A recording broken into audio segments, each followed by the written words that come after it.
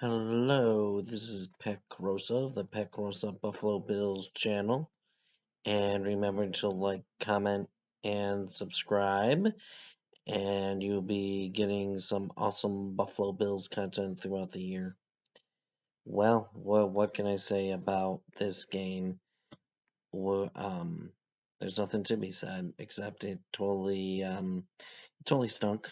There's a sinking feeling that probably every Bills fan feel right now. They lost obviously in overtime to the Minnesota Vikings. They're 6-3 now, the fifth seed in the NFL playoffs, and also in third place in the AFC East.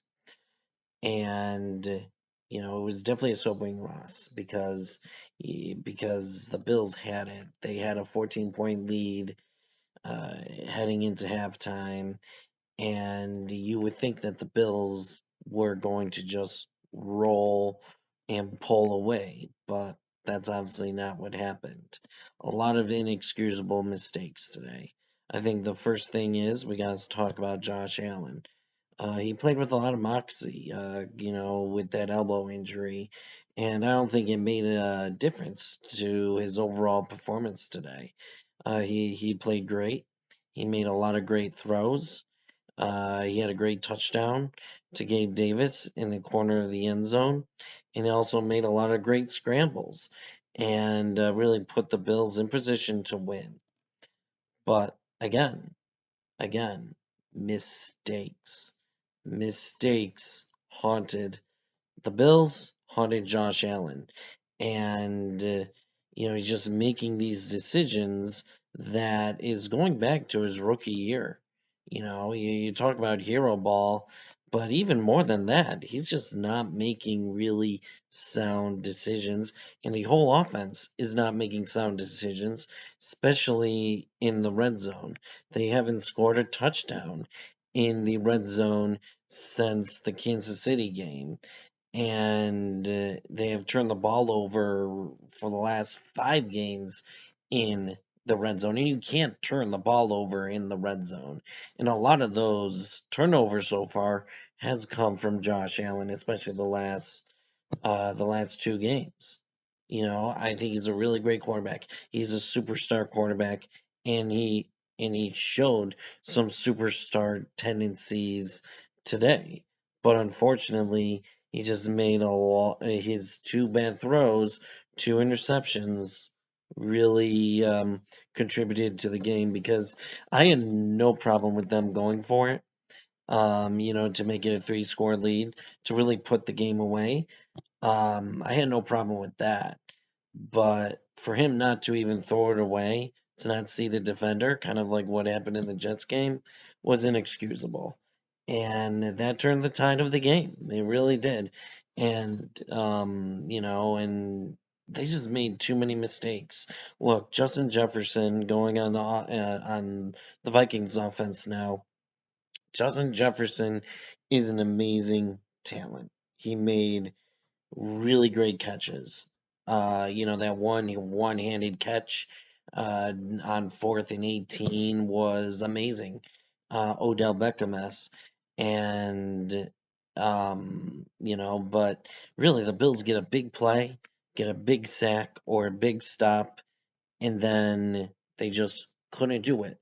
They couldn't they couldn't do it either on third down or, for example, the very inexcusable play, which the Bills get a big stop on the goal line, a goal line stand on 4th down. The Bills win if Josh Allen could just quarterback sneak 1 yard. Even a safety wouldn't been as bad. But sometimes I'm like shocked at how the Bills lose games, and that's one of them. You cannot fumble the ball on the 1 yard line in your own end. You just can't. That's inexcusable. You practice over and over and over again, and on the most important snap of the game, you fumbled in your own end in the end zone, and you just can't do that. I mean, very inexcusable, and that's really what the Bills have been during this 2-game losing streak. So, really, that's and then you go into overtime and you have those intercept the Josh Allen interception, just making a big play there and just couldn't get it done. So, obviously, I just don't think Josh Allen right now is the league MVP, which is okay because the league MVP has not won the Super Bowl since 2000. So that's fine. I'm fine with that. But the Bills have to get their butts in gear. They really do. They're 6-3, third place in the AFC East and the fifth seed.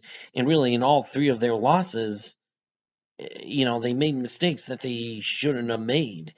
And, I think that's the most frustrating part of it all is that the Bills could be better and they should be better, but they keep shooting themselves in the foot to lose these games.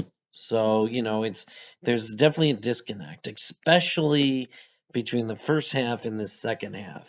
The first half, they're great. The first half, they're doing great. Ken Dorsey is calling a great game, but they just can't adjust offensively or even defensively. They just can't adjust to what either the Vikings have or what the Jets have, what the Dolphins have. They just can't adjust to the opposing team's audibles or adjustments, and that's the big issue right now, and they have to get it corrected. They have the Browns coming in, and they still can't stop the run.